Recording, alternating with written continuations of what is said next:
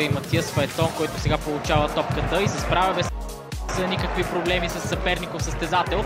Помощната защита обаче свърши работата и Берое успеха срещу Левски. Днес може би да бъде приземен от Берое. Нали пък младия отбор на Николай Митов нямаше нужда точно.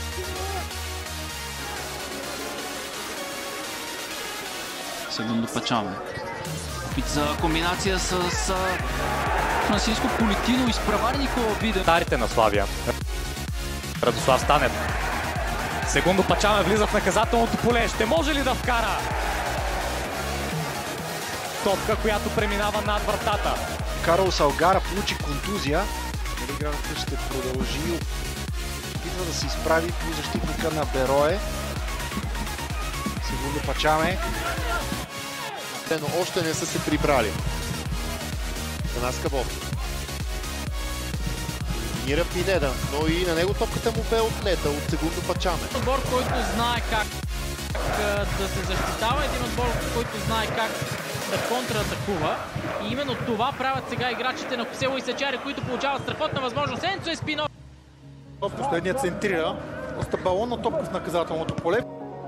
Въпреки това, Фереро трябва да играе с нея. След това Леандро Голтой отправи удар блокиран. В крайна сметка тогава отново Берое поведе в резултата през 2019 година, но след това Арл печели с 3-1. Сериозно са карали старозагорци с лост. Тренинг в неговата половина. Прекрасно подаване. Пак сега към наказателното поле, около дуспата си, което да бъде засечено от негов съотборник. Много комплименти за Артур Мота, комплименти и за техниката на Segundo Пачаме. Много малко простърто. Спринт на Танаска Бог, той очакваше подаване. Все пак много реши Георги Търтов.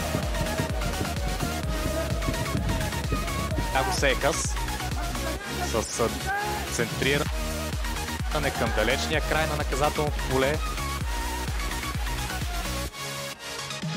Пачаме опита да премине както през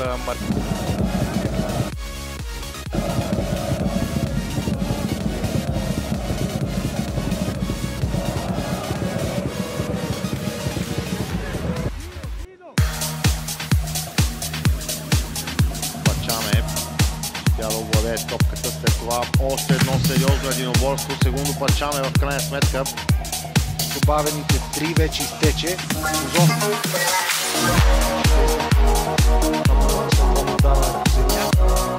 Още един корнер ще видим.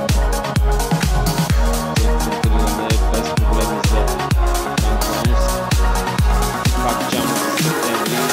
Много добра работа от Берое в защита.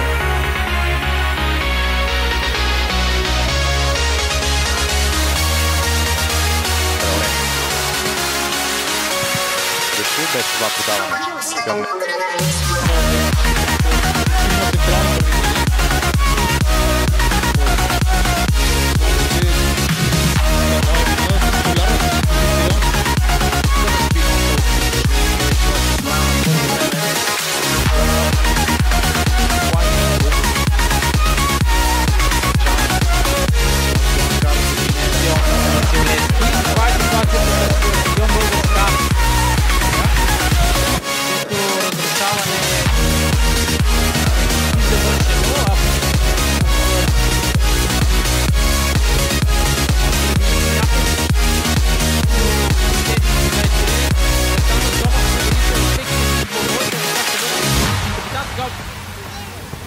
където Хуан Карлос Пинеда беше изблъскан като че ли в гръб от Давид Суарес.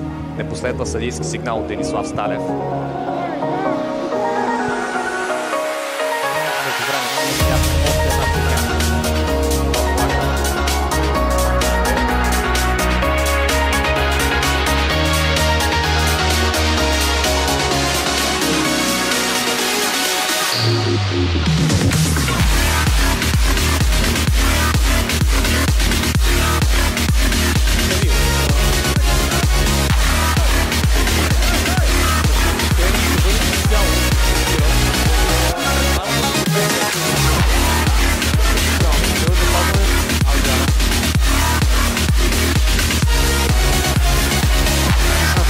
ама се знал по късмет.